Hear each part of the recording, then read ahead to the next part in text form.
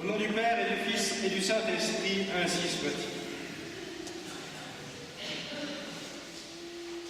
Allez donc prêcher, mes bien chers frères, sur l'évangile de ce jour, quand notre Seigneur Jésus-Christ lui-même nous le commente. Il est rare qu'il explique lui-même les paraboles qu'il livre à ses apôtres, et là, le commentaire le plus autorisé qui soit vous en a été donné. Que pouvons-nous rajouter? En l'occurrence, mon propos n'est pas tant de commenter l'évangile de ce jour que d'en servir comme point de départ, car cette bonne terre dans laquelle la semence divine doit tomber ne nous fait-elle pas penser à l'humus, à savoir ce terreau qui est la racine étymologique de la vertu d'humilité. L'humilité, c'est cet humus, ce terreau sur lequel se greffe toute la vie chrétienne. Et dans la mesure où j'ai eu quelques retours du dernier éditorial sur l'humilité, il me semble opportun, ce dimanche à la sexagésime, de tirer parti des textes de ce jour pour redévelopper l'importance de cette vertu d'humilité et de vous présenter, pour ce faire, deux figures sacerdotales. En effet, mon propos est de montrer qu'il n'y a pas de perspective doloriste que de vous exposer l'humilité.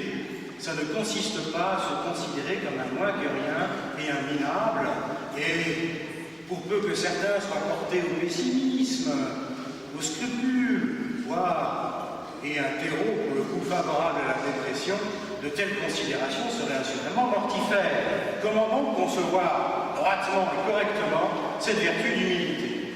Deux figures sacerdotales, vous disais-je, vont nous y aider. La première, celle de Saint Paul, mes bien chers frères. Avouez, après la lecture de l'épître de ce jour, on est quelque peu sceptique quant à la pratique de l'humilité de Saint Paul. Il énumère tous ces titres de gloire. Il est vrai, pour replacer l'épître dans son contexte, qu'il était malmené dans une des communautés qu'il avait fondées par des détracteurs qui remettaient en cause son autorité. D'où saint Paul d'énumérer tous ces titres de crédibilité. Ces détracteurs étaient juifs, se présentaient comme ministres du Christ. Juif il l'est, israélite aussi, descendant d'Abraham, ministre du Christ, au point de paraître pour un fou, je le suis plus encore, dit-il. Et là, pour étayer son dire, d'énumérer tous ces faits d'armes.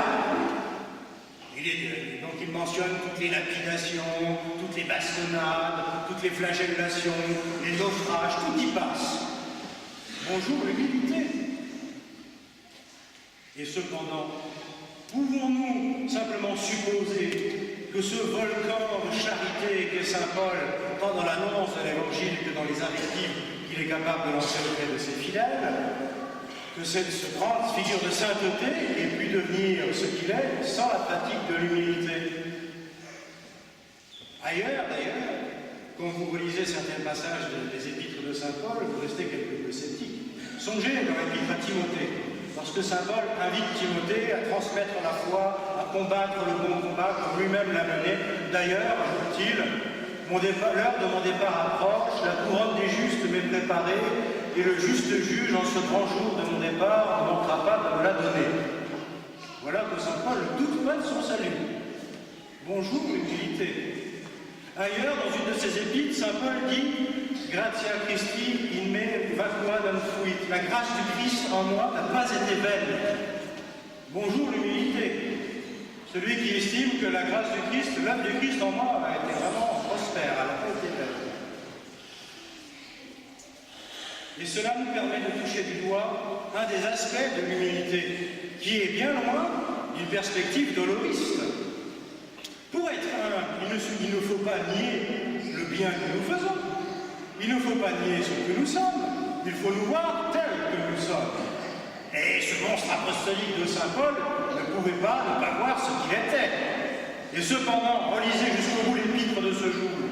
Il est vrai qu'après avoir énuméré tous ces faits d'armes, d'avoir même mentionné, c'est un des rares passages où saint Paul le fait, les grâces mystiques qu'il a reçues, il a été transporté jusqu'à la vision béatifique et il lui a été montré des choses qu'il n'est pas permis de répéter.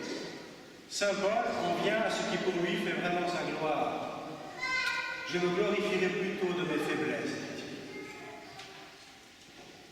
ce n'est pas du tout cela dont il se glorifie, c'est de sa faiblesse.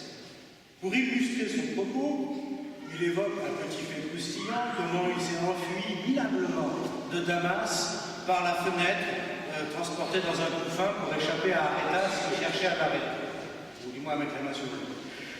Voilà comment saint Paul également a cette simplicité de confier que Satan le soufflette par un aiguillon dans la chair. Qu'est-ce cet aiguillon dans la chair chez saint Paul?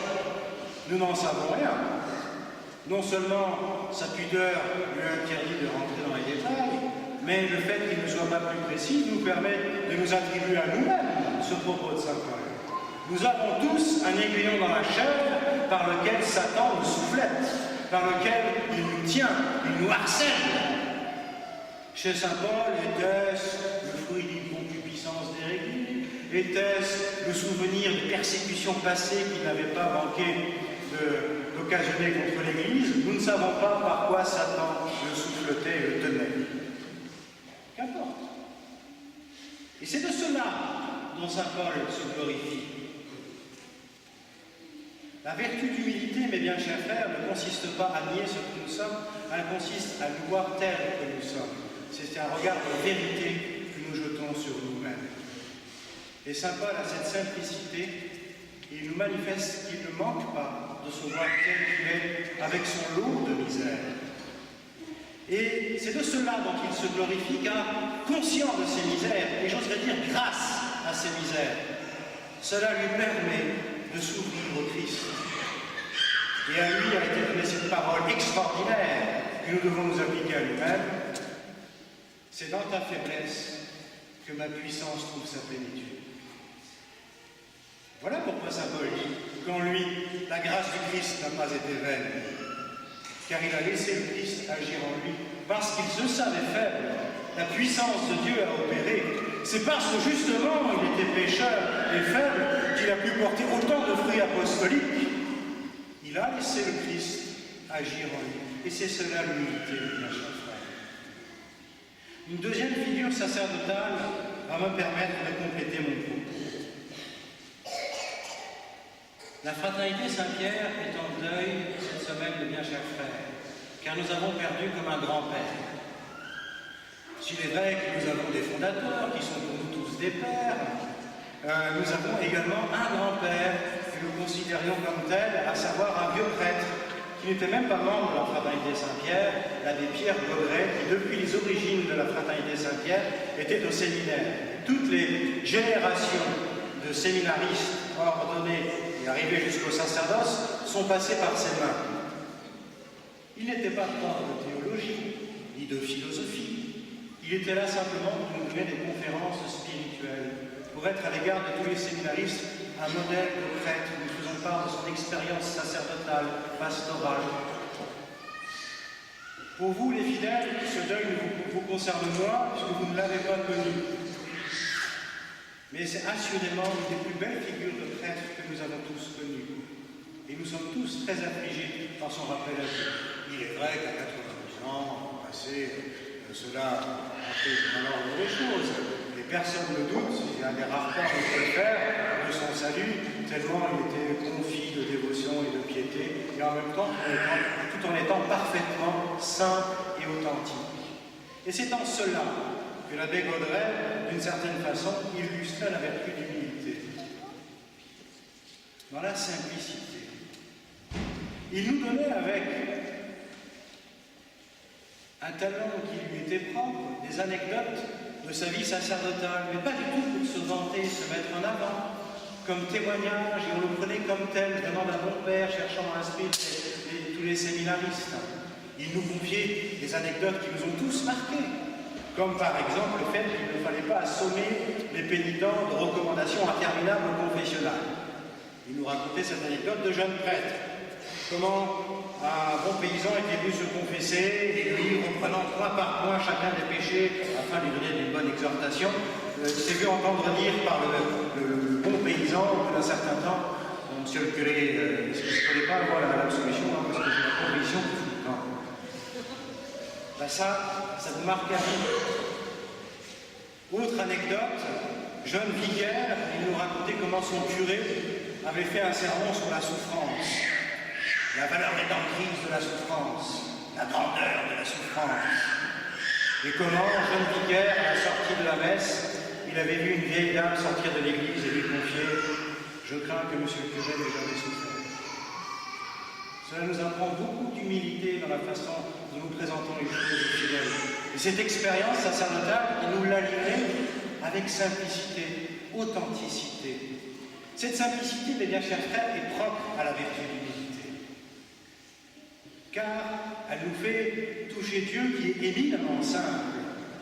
Elle nous permet de rentrer en contact avec lui et la simplicité même.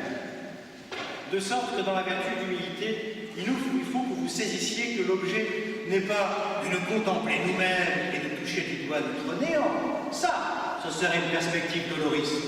Que nenni. La vertu d'humilité nous fait accepter ce que nous sommes, c'est-à-dire pas grand-chose, pour que nous nous jetions dans le Seigneur. Ce que nous contemplons dans la vertu d'humilité, ce n'est pas nous-mêmes. C'est le bon Dieu qui est notre tout. Sans moi, vous ne pouvez rien faire. Et pour cela, il faut être simple. Il faut arrêter de se scruter, de se regarder, et de ne regarder que le Seigneur. Et de telles figures sacerdotales nous le rappelaient, avec simplicité et authenticité. Voilà, mes bien chers frères, grâce à deux génies du sacerdoce, comment nous pouvons entrevoir un peu mieux ce qu'est cette vertu d'humilité. Nous avons tous notre lot de misère. Nous avons tous cet aiguillon dans la chair par lequel Satan nous soufflette. Saint Paul est là pour nous le confirmer. Le grand Saint Paul lui-même était dans ce cas-là. Et ce qu'il nous faut comprendre, c'est que justement, Saint Paul était grand parce qu'il se savait faible et que le Christ alors était son tout. Ayons cette simplicité nous-mêmes de reconnaître ce que nous sommes, de l'embrasser amoureusement pour pouvoir nous jeter éperdument dans les bras de notre Seigneur Jésus. Sans moi, vous ne pouvez rien faire. Et comme le disait notre Seigneur à Sainte Marguerite Marie, comprends que tu n'as rien et que je suis pour tout. Ainsi soit-il. Au nom du Père et du Fils et du Saint-Esprit.